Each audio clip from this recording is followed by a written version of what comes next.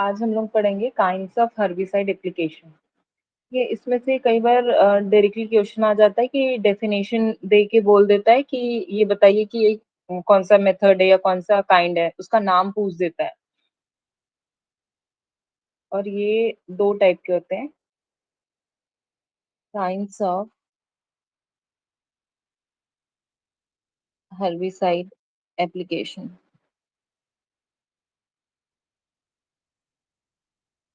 हमने पहले ही हर्बिसाइड के क्लासिफिकेशन में पढ़ा था कि पीपीआई और प्री इमर्जेंस कैसे था, हम उसको सॉइल में अप्लाई करते थे। फिर तीसरा क्या था, पोस्ट इमर्जेंस टाइम।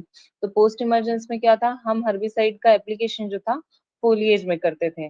मतलब दो ही तरीके से हर्बिसाइड का एप्लीकेशन हो रहा है। कौन कौन सा? एक फोलियर एप्लीकेशन, हाँ, और दूसरा सॉइल एप्लीकेशन। ठीक है, तो हम पहले पढ़ेंगे सॉइल एप्लीकेशन।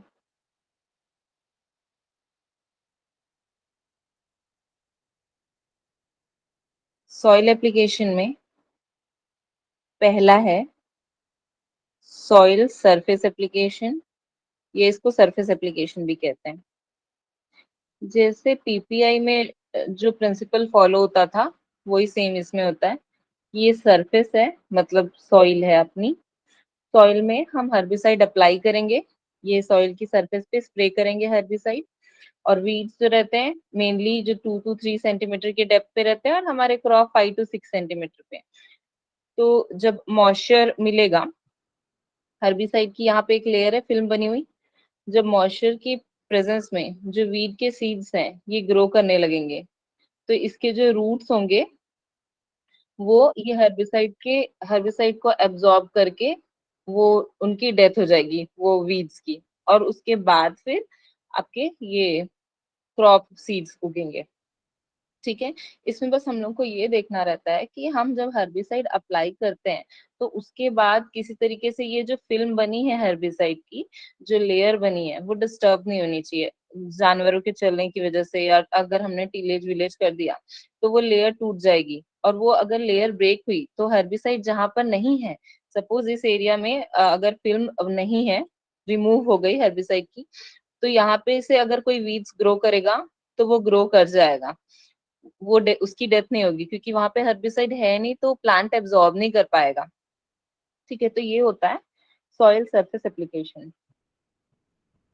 इसमें ये दो तरीके से होता है, या तो हम इसको सॉइल के सरफेस पे डालते हैं या इनकॉर्पोरेट करते हैं। इनकॉर्पोरेट करना मतलब हर्बिसाइड्स को सॉइल के साथ मिक्स करना टीलेज वगैरह के थ्रू। ठीक, और इसमें हम सेलेक्टिव हर्बिसाइड्स का यूज करते हैं। तो क्या है, सेलेक्टिव herbicides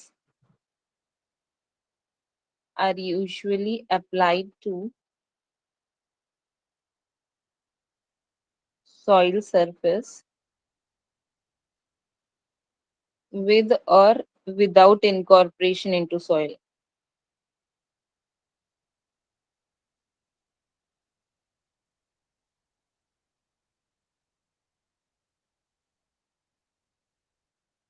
इसमें जो कॉमन सरफेस अप्लाइड हर्बिसाइड्स जो होते हैं वो हैं common surface applied herbicides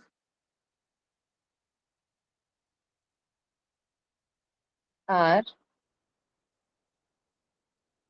triazine group में जितने भी होते हैं, और आपका एनिलीड्स ग्रुप में जितने भी होते हैं।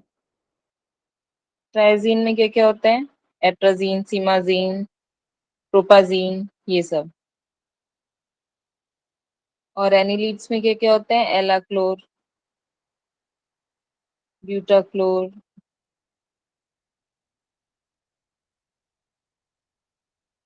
प्रोपानिल, ये सब, या प्रोपेलाक्लोर। फिर सॉइल इनकॉर्पोरेटिंग हर्बिसाइड्स भी होते हैं, जिनको इनकॉर्पोरेट किया जाता है, मतलब हर्बिसाइड्स को मिक्स किया जाता है सॉइल के साथ टीलेज वगैरह के थ्रू। सॉइल इनकॉर्पोरेटिंग हर्बिसाइड्स आर पहला है ईपीटीसी, इसको 5 से 7 सेंटीमीटर के डेप्थ में इनकॉर्पोरेट करते हैं। दूसरा है ट्राइफ्लूरैलिन एंड नाइट्रालिन, इसको 5 सेंटीमीटर के डेप्थ में टिलेज के थ्रू इनकॉर्पोरेट करते हैं। तीसरा है डाइलेट एंड ट्रायलेट, इसको 2.5 सेंटीमीटर में करते हैं। मोस्टली पीपीआई हेर्बिसाइड यूज करते हैं, और इसमें ईपीटीसी और फ्लूक्लोरेलिन ऐसे हेर्बिसाइड्स हैं जिनको सॉइल में इरिगेशन वाटर के थ्रू देते हैं। और जब इरिगेशन वाटर के थ्रू हम हर्बिसाइड्स प्रोवाइड करते हैं या अप्लाई करते हैं तो उसको बोलते हैं हर्बिगेशन। ठीक है, दो हर्बिसाइड्स हैं ईपीटीसी and फ्लूक्लोरेलिन,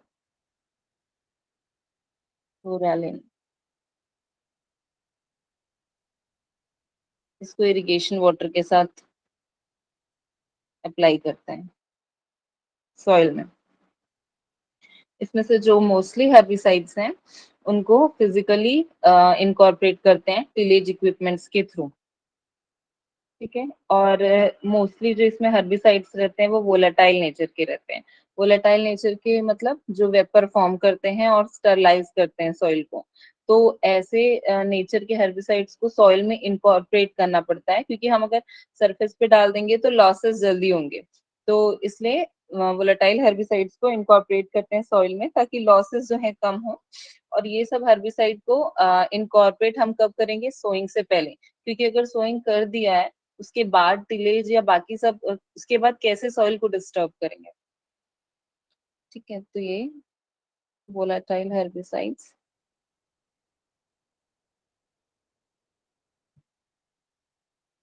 are incorporated into soil to reduce losses। और क्या करते हैं? बिफोर प्लांटिंग इनकॉर्पोरेट किया जाता है।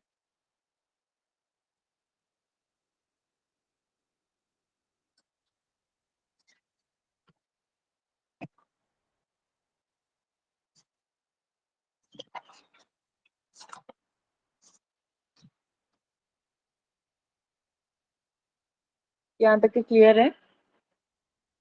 नेक्स्ट आता है सॉइल एप्लीकेशन में दूसरा, सब सरफेस एप्लीकेशन। वो सरफेस पे हो रहा था, ये सब सरफेस। सब सरफेस मतलब जब 7 से 10 सेंटीमीटर सॉइल के नीचे वाले सरफेस पे हम एप्लीकेशन करते हैं हर्बिसाइड का, तो उसको सब सरफेस एप्लीकेशन बोलते हैं। ये एक्चुअली किस किस कंडीशन में करते हैं? जैसे कि पेरेनियल वीड्स हैं, पेरेनियल वीड्स के जो प्रोपगेटिंग पार्ट रहते हैं वो अंडरग्राउंड होते हैं। तो अगर हम सरफेस में अगर वीड डालेंगे, सॉरी हर्बिसाइड डालेंगे, तो उतना इफेक्टिव कंट्रोल नहीं होगा। इसलिए हम सब सरफेस में इंजेक्ट करते हैं हर्बिसाइड को, तो कौन पेरेनियल वीड्स को कंट्रोल करने के लिए, जैसे कि आपका हो गया साइप्रस रोटेंडस, साइनोडोन डाक्टाइलॉन, ये सब। और जो भी सॉइल के अंदर थोड़े डेप्थ में है वीड सीड्स, उनको रिमूव करने के लिए। ठीक। और कंजर्वेशन एग्रीकल्चर जहाँ पर हो रहा है वहां पर, क्योंकि कंजर्वेशन एग्रीकल्चर हम करते हैं तो उसमें क्या होता है, सॉइल के सरफेस पे हम 30% रेसिड्यू रखते हैं हर्ब्स का, प्लांट्स का। तो अगर 30% रेसिड्यूज हैं, स्टबल्स हैं प्लांट के, और हम उसके बाद हर्बिसाइड अगर अप्लाई करेंगे तो वो इफेक्टिव नहीं होगा, क्योंकि वो सॉइल के लेयर पे पहुंचेगा ही नहीं। तो उस कंडीशन में भी हम सब सरफेस एप्लीकेशन का यूज करते हैं। इसमें स्पेशल नोजल्स होते हैं जिसको सॉइल के अंदर इंसर्ट करते हैं, स्विप हुड्स करके रहता है, और उस तरीके से इंजेक्ट करके हम हर्बिसाइड का एप्लीकेशन करते हैं।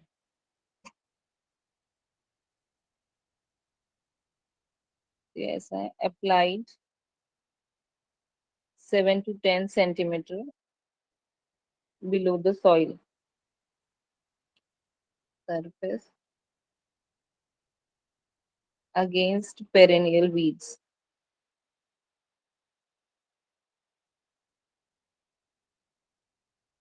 by special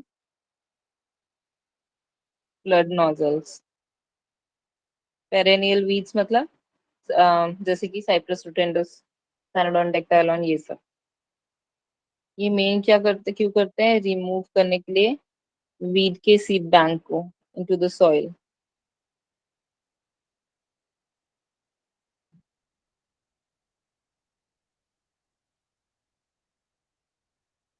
in case of conservation agriculture हम यूज करते हैं।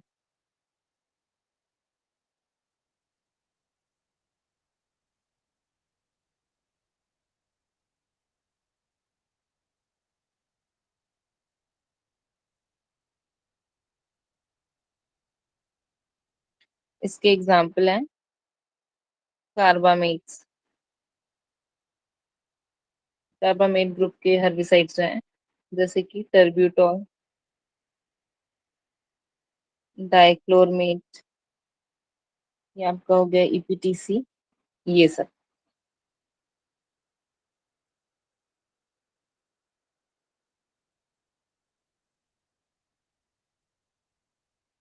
यहाँ तक क्लियर हुआ? हम स्लाइड के नीचे करूँगी।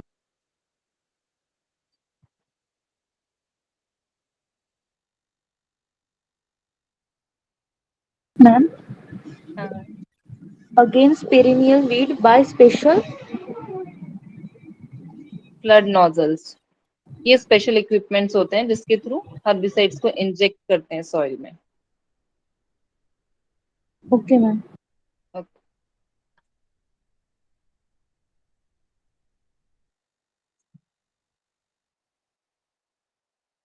नेक्स्ट मेथड कंटिन्यू करूं?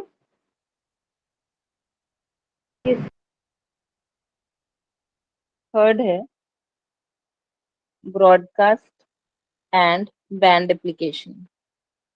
ब्रॉडकास्ट मतलब नाम से ही समझ में आ रहा है कि हम यूनिफॉर्मली जब हर्बिसाइड्स को पूरे फील्ड में डालेंगे, पूरे फील्ड में अप्लाई करेंगे, तो वो ब्रॉडकास्टिंग मेथड होगा। दूसरा है बैंड एप्लीकेशन। बैंड एप्लीकेशन में क्या होगा, सपोज ये रो है हमारे क्रॉप के,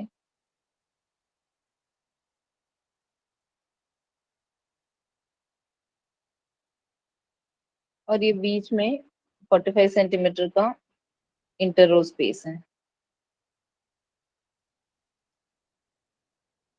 तो बैंड एप्लीकेशन में क्या करते हैं, सिर्फ ये रो जहां पर है इतने में ही हर्बिसाइड का एप्लीकेशन करते हैं।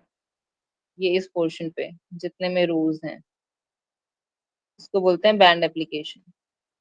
और ये जो बीच वाला स्पेस बच रहा है, यहाँ पे टिलेज कर देते हैं।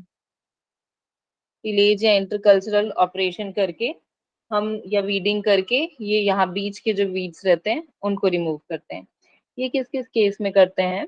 जब जो हमारे हेर्बिसाइड्स है वो बहुत महंगे हैं, तो हमको कम जगह में अप्लाई करना है, तो उस कंडीशन में हम बैंड एप्लीकेशन करते हैं। इसमें लेबर भी कम लगते हैं। तो ब्रॉडकास्टिंग क्या है?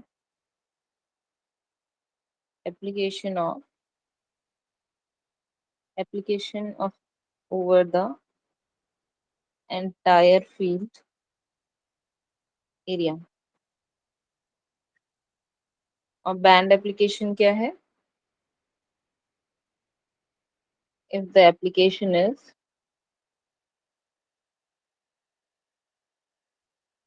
restricted to the area along the row।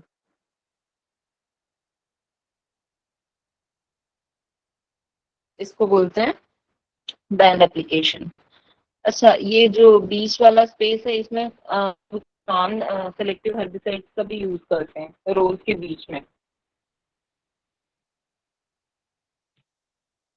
Band application जो है कॉस्ट सेविंग डिवाइस है, क्योंकि इसमें कम हेर्बिसाइड यूज होता है। इंटर कल्टीवेशन प्रैक्टिस यूज करते हैं हम इन between the rose.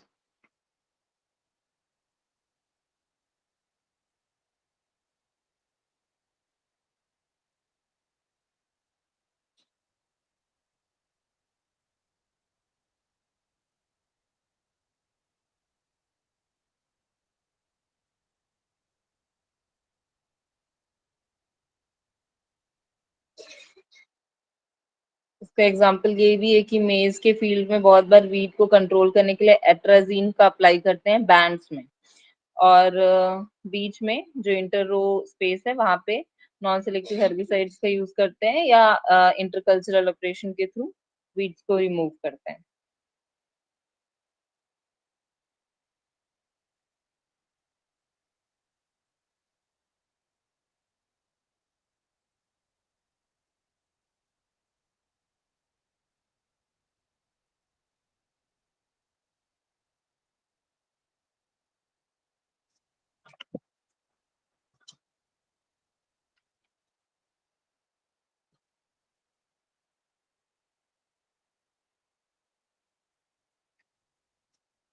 Next method है फ्यूमिगेंट एप्लीकेशन।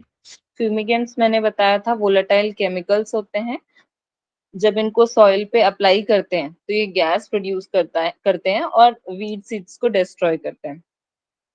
तो फ्यूमिगेंट्स को क्या किया जाता है, सॉइल में इंजेक्ट किया जाता है। और कौन कौन से फ्यूमिगेंट्स का यूज करते हैं, सरफेस के लिए, सरफेस पे अगर एप्लीकेशन करना है तो मिथेन, और इसका मेन सबसे ज्यादा पूछने वाला है मिथाइल ब्रोमाइड। मिथाइल ब्रोमाइड का बहुत बार आता है क्वेश्चन फ्यूमिगेंट्स के लिए, एज अ फ्यूमिगेंट कौन सा केमिकल सबसे ज्यादा यूज होता है करके। क्लोरोपिक्रीन जो कि टीयर गैस है वो भी यूज करते हैं।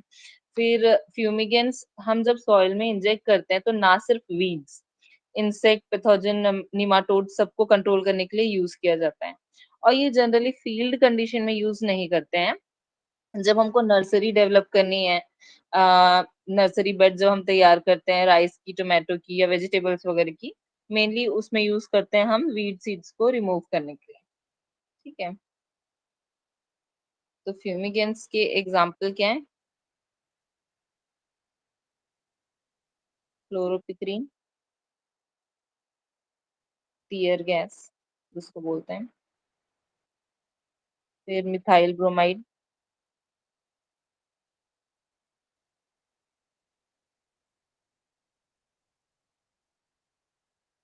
सरफेस एप्लीकेशन के लिए methane,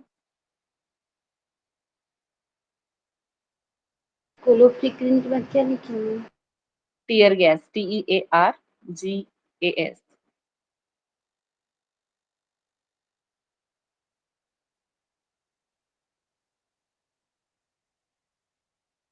They are used in nursery in preparing nursery beds.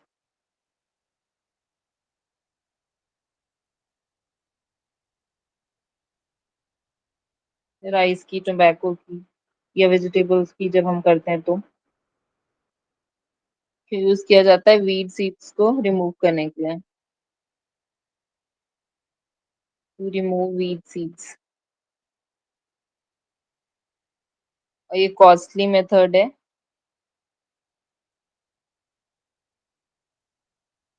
Field condition में जनरली हम अप्लाई नहीं करते फ्यूमिगेंट को।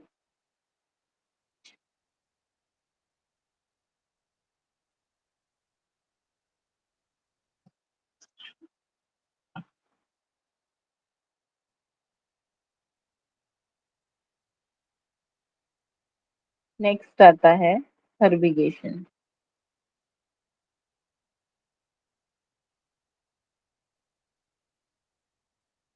हर्बिगेशन क्या होता है, जब इरिगेशन के थ्रू हम हर्बिसाइड का एप्लीकेशन करते हैं तो उसको हर्बिगेशन बोलते हैं। फर्टिगेशन जैसे कि आप लोगों ने पहले सुना होगा, फर्टिगेशन में क्या होता है, फर्टिलाइजर को इरिगेशन वाटर के साथ अप्लाई करते हैं। तो ये हर्बिगेशन में हर्बिसाइड्स को इरिगेशन के थ्रू प्रोवाइड करते हैं फील्ड में। जनरली प्री इमर्जेंस हर्बिसाइड्स का यूज करते हैं, इनिशियली पेंडिमिथलिन का यूज करते हैं, ड्रिप इरिगेशन से भी करते हैं, और स्प्रिंकलर इरिगेशन के थ्रू भी हम हर्बिसाइड्स का एप्लीकेशन करते हैं। इसमें ध्यान देना होता है कि इरिगेशन जो है वाटर की सप्लाई यूनिफॉर्मली हो, ताकि ऐसा कहीं पे ऐसा नहीं होना चाहिए कि पानी बहुत ज्यादा इकट्ठा हो गया जाके तो वहां पे बहुत ज्यादा हर्बिसाइड्स हो जाएंगे। तो एक जगह पे बहुत ज्यादा कंसंट्रेशन हो जाएगा हर्बिसाइड्स का तो हो सकता है उस एरिया के क्रॉप को हार्म करे, और दूसरी जगह हो सकता है वो इरिगेशन वाटर पहुंचा ही नहीं, बहुत ड्राई है वाला रीजन, तो वहां पर जो है वीड्स कंट्रोल ही नहीं आएंगे, वीड्स ग्रो करेंगे इजिली। फिर ये ध्यान देना होता है कि जो स्लोप है वो ऑप्टिमम हो, जेंटल स्लोप हो, बहुत ज्यादा स्लोप ना हो, क्योंकि पानी अगर बहुत ज्यादा स्लोपी होगा तो कहीं पे जो है वाटर ऊपर ही रह जाएगा और कहीं पे वाटर बहुत डेप्थ पे चला जाएगा, जो कि इफेक्टिव नहीं होगा। और इसके लिए मेनली प्री इमर्जेंस में पेंडिमिथिलिन, फ्लूक्लोरेलिन, ये सब हर्बिसाइड्स का यूज करते हैं। तो हर्बिगेशन क्या है?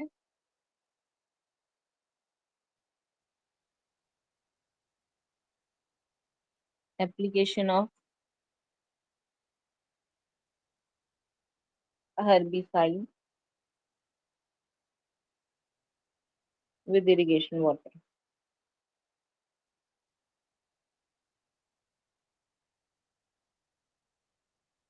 जनरली प्री इमर्जेंस herbicides से यूज करते हैं।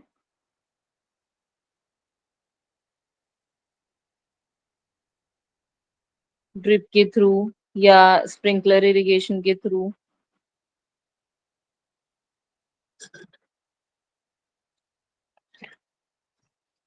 और इसके एग्जाम्पल क्या क्या हैं? पेंडिमेथिलिन,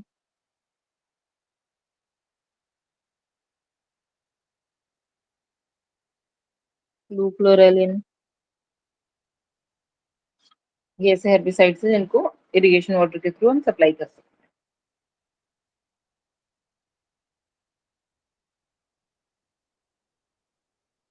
नेक्स्ट आपका आता है सेकेंड, सॉइल एप्लीकेशन। ये सारे मेथड्स कंप्लीट हुए। अब आता है आपका फोलियर एप्लीकेशन।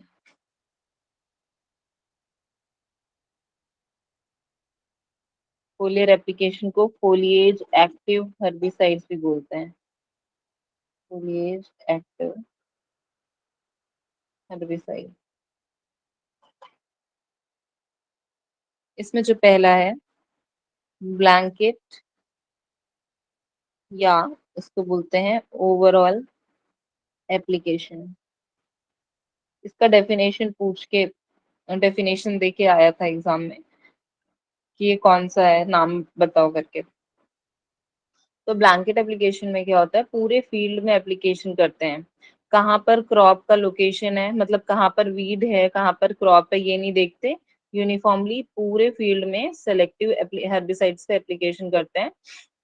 तो उसको ब्लैंकेट या ओवरऑल एप्लीकेशन बोलते हैं। ब्लैंकेट एप्लीकेशन के लिए प्री प्लांट इनकॉर्पोरेशन यूज करते हैं, प्री इमर्जेंस के थ्रू भी, और पोस्ट इमर्जेंस हेर्बिसाइड एप्लीकेशन, तीनों ही यूज किया जाता है। इसके एग्जाम्पल हैं पेंडिमिथिलिन प्री इमर्जेंस में, और पेंडिमिथिलिन, एट्राजीन वगैरह।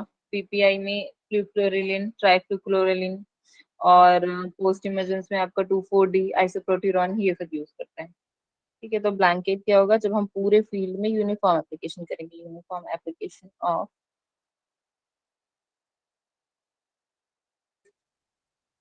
Highly selective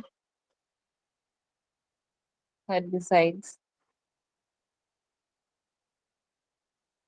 to standing crop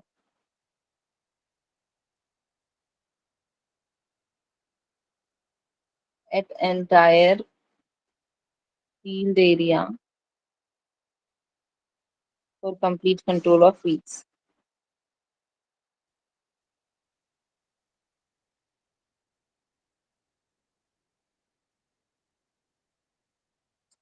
इसमें पीपीआई, फ्लूक्लोरेलिन, ट्राइफ्लूक्लोरेलिन, ये सभी यूज हेर्बिसाइड्स आते हैं। प्री इमर्जेंस हेर्बिसाइड्स जो कि आपके पेंडिमिथिलिन, एट्राजीन, एलाक्लोर, ब्यूटाक्लोर, ये सब है। फिर पोस्ट इमर्जेंस हेर्बिसाइड्स का भी यूज करते हैं, 2,4-D आइसोप्रोटिरॉन, क्लोरसल्फिरॉन, ये सब। इसमें हम लोकेशन नहीं देखते क्रॉप की, क्रॉप कहाँ पे है, पूरा एप्लीकेशन करते हैं फील्ड में। Application is done without considering the location of crop। इसका एग्जाम्पल एक और है, 2,4-इथाइल ईस्टर का यूज करते हैं राइस में। 3 वीक बाद, ट्रांसप्लांटिंग के 3 वीक बाद, साइप्रस, रोटेंडस और इकाइनोक्लोआ कोलोना, ये सबको कंट्रोल करने के लिए। Example spraying of 2,4-ethyl ester to rice 3 weeks after transplanting.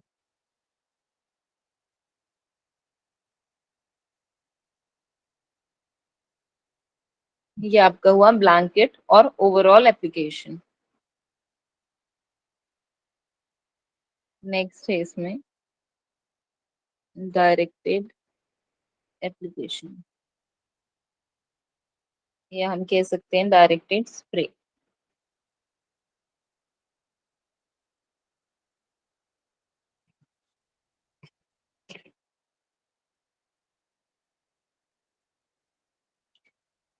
इसमें क्या होता है, जैसे कि हमारी क्रॉप की रो है,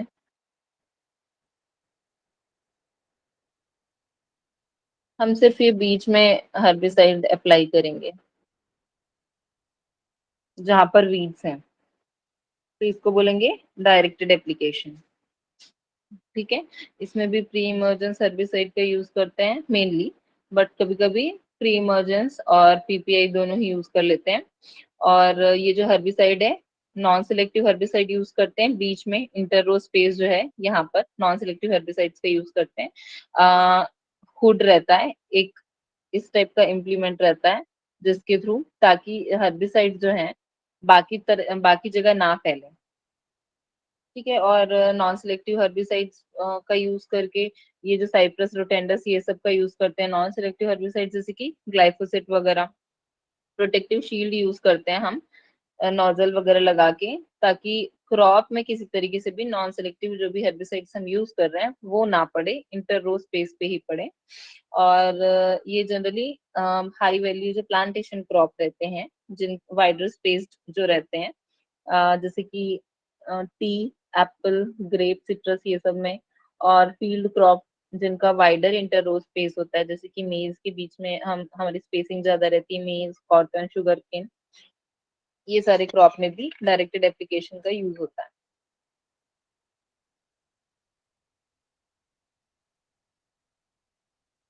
application is directed to weeds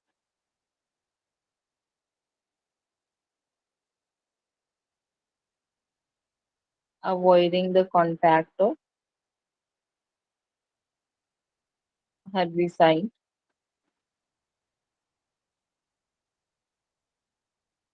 with crop foliage.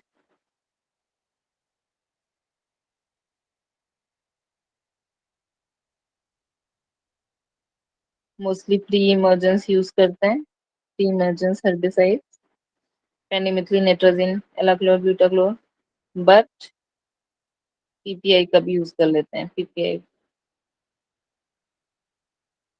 Generally non selective herbicides का यूज करते हैं in between the rows. Non selective herbicides in inter row space.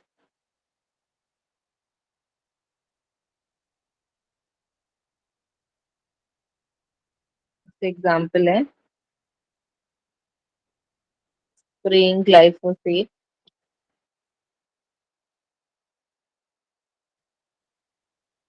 in between rows of tapioca using hood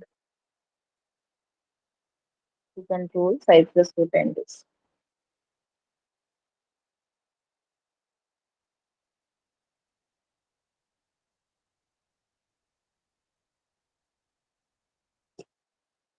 इसमें protective shield या hood का use करते हैं ताकि inter row space पे ही वीड्स का इफेक्ट पड़े, बिल्कुल क्रॉप पे ना पड़े।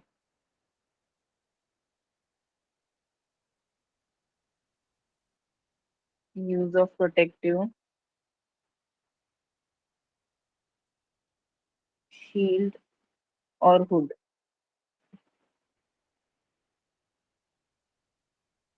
practiced in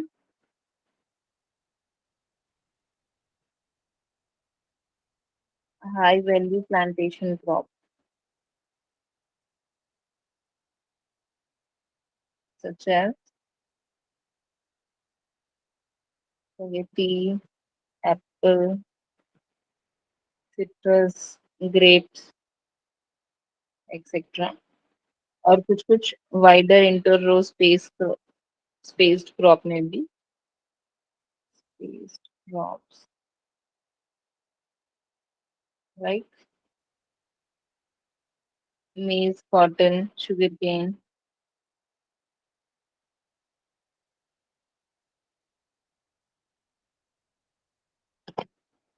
तो ये सेकेंड मेथड था फोलिएज एप्लीकेशन में, directed spray.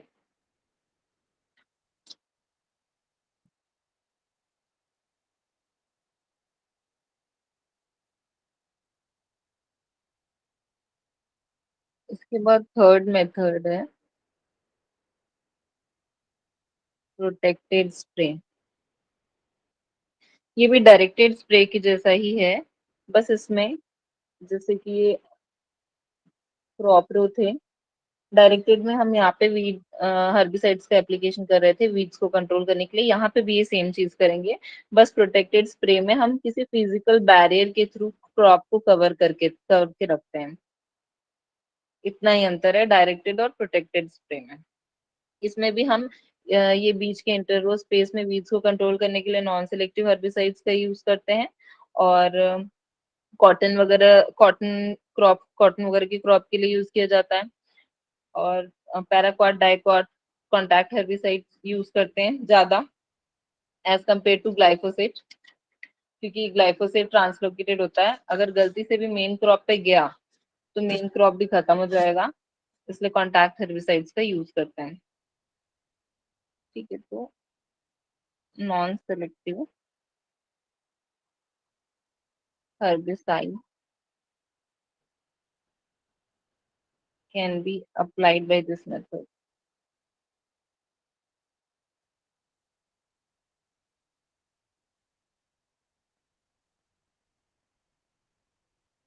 By covering non-targeted crop plant.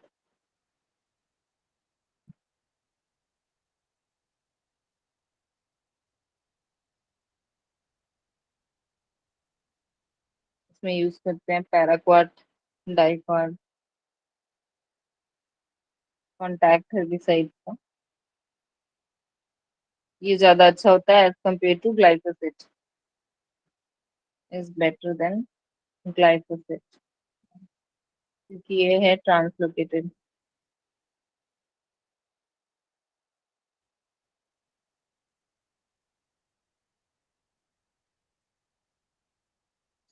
इसमें नोजल के आगे हर्बिसाइड के एप्लीकेशन के टाइम पे प्लास्टिक का हुड लगा देते हैं, ताकि क्रॉप पे जो हर्बिसाइड का इफेक्ट है ना पहुंचे। ये था थर्ड मेथड। अब फोर्थ है स्पॉट एप्लीकेशन।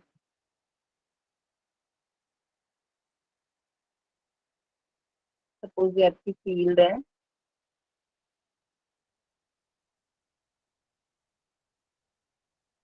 फील्ड में पूरे जगह पे वीड्स नहीं है, तो जहां जहां पर वीड है सिर्फ वहां पर जब हम हर्बिसाइड का एप्लीकेशन करेंगे तो उसको बोलेंगे स्पॉट एप्लीकेशन। मतलब जब हम हर्बिसाइड का एप्लीकेशन छोटे छोटे पैचेस में करते हैं, जहां जहां पे वीड्स हैं और जहां पे वीड्स नहीं है वो एरिया को अनट्रीटेड छोड़ देते हैं, तो इस मेथड को बोलते हैं स्पॉट एप्लीकेशन। ठीक है, और इसमें हम पोस्ट इमर्जेंस हर्बिसाइड का यूज करेंगे, क्योंकि ऑलरेडी वीड्स जो हैं ग्रो कर गए हैं, और ये क्रॉप्ड और अनक्रॉप्ड दोनों ही जगह पे ये एप्लीकेशन यूज करते हैं, ये मेथड यूज किया जाता है। If herbicide is applied to small patches of wheat,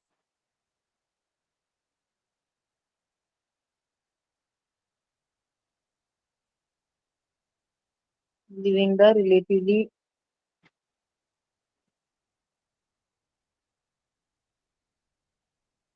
weed free patches untreated। मतलब वही जहां जहां पे वीड्स है वहीं वहीं पे हम हर्बिसाइड का एप्लीकेशन करेंगे, जहां पर वीड्स नहीं है वहां पर नहीं करेंगे। पोस्ट इमर्जेंस हेर्बिसाइड का यूज करेंगे इसमें।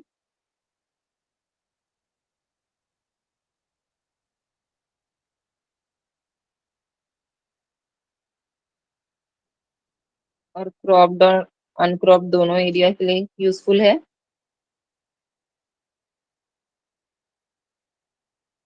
वीड्स को कंट्रोल करने के लिए। तो ये था spot application.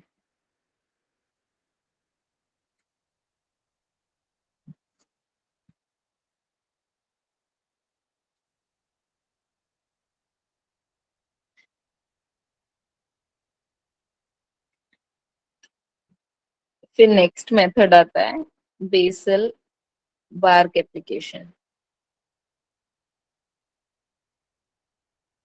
Basal bark application में क्या होता है, कुछ ट्रीज और श्रब्स जिनको हम काट नहीं सकते बहुत डेंस होने की वजह से, या ओवर पॉपुलेटेड एरिया में होने की वजह से, या रेस्ट्रिक्शन की वजह से कि हम कट नहीं कर सकते, तो हम बेसल बार्क एप्लीकेशन के थ्रू उन वीड्स और श्रब्स को कंट्रोल करते हैं। जैसे कि ये प्लांट है, तो इसमें क्या करते हैं, हर्बिसाइड का पेस्ट कंसंट्रेटेड बना के इस तरीके से चारों तरफ लगा देते हैं, जिससे क्या होता है, प्लांट जो है ड्राई हो जाता है कुछ टाइम के बाद और वो सूख के खत्म हो जाता है। या तो इस तरीके से एनसर्कल करके उसके ट्रंक में, ट्री के हम किल करते हैं प्लांट को, या तो स्टेम या रूट में ट्रीज के इंजेक्ट करते हैं हर्बिसाइड को, या फिर छोटे छोटे गड्ढे बनाते हैं प्लांट के स्टेम में और हम पेस्ट करते हैं हर्बिसाइड को और कवर कर देते हैं उसको। ये मेथड मेनली जो पुराने और बड़े बड़े ट्रीज रहते हैं उनको कंट्रोल करने के लिए यूज किया जाता है।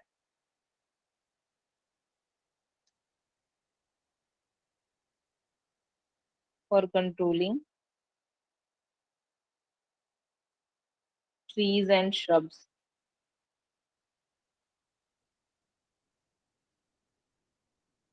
A herbicide is applied by sprayer to bark, encircling basal foot और trunk, या पेंट ब्रश से भी कर सकते हैं, और जस्ट पेंट ब्रश।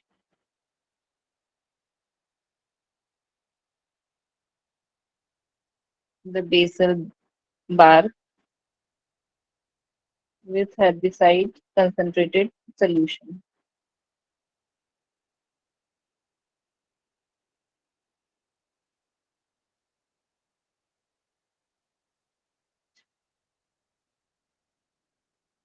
इसमें इंजेक्ट करते हैं herbicides को स्टेम में। इंजेक्ट द stems और रूट्स विद herbicide अगर पॉसिबल है तो, या तो होल्स बना के, make holes at various points of stem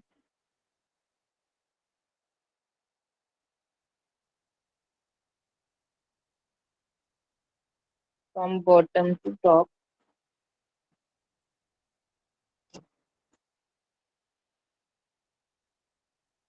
few millimeter of concentrated herbicide in each hole and plug the holes. इससे क्या होता है, एक टाइम के बाद प्लांट्स की डेथ हो जाती है ड्राइनेस की वजह से, सूख के।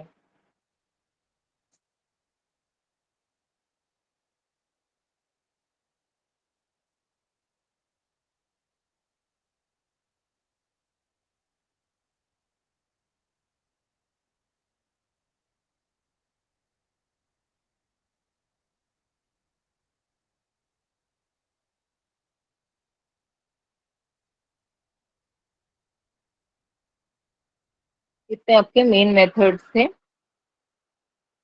फोलिएज एप्लीकेशन के।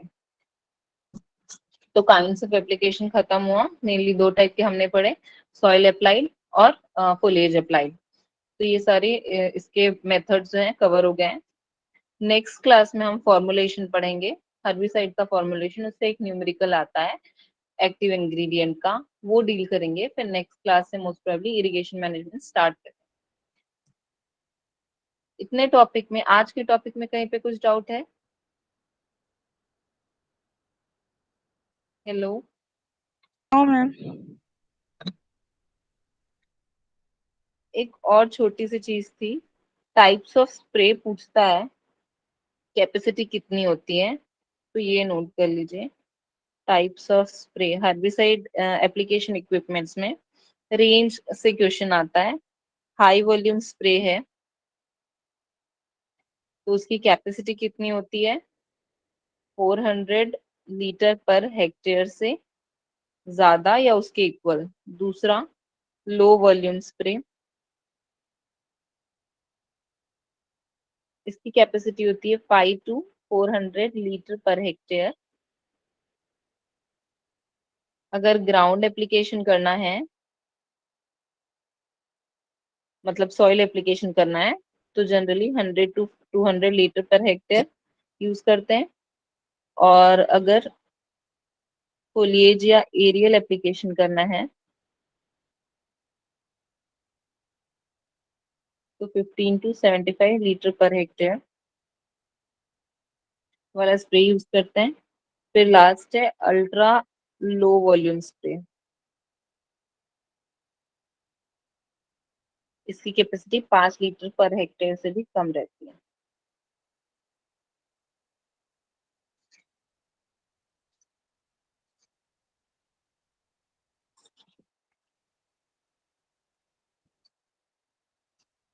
ठीक है, फिर आज की क्लास ओवर करें यहाँ पर।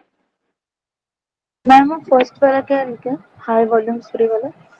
हाई वॉल्यूम स्प्रे, उसकी कैपेसिटी होती है 400 या 400 से ज्यादा लीटर पर हेक्टेयर की।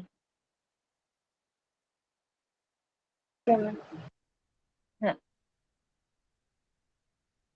ये रेंजेस कभी कभी एग्जाम में पूछ देते हैं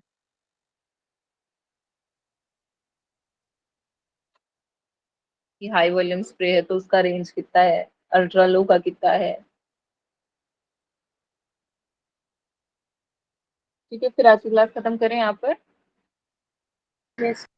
यस मैम। Thank you.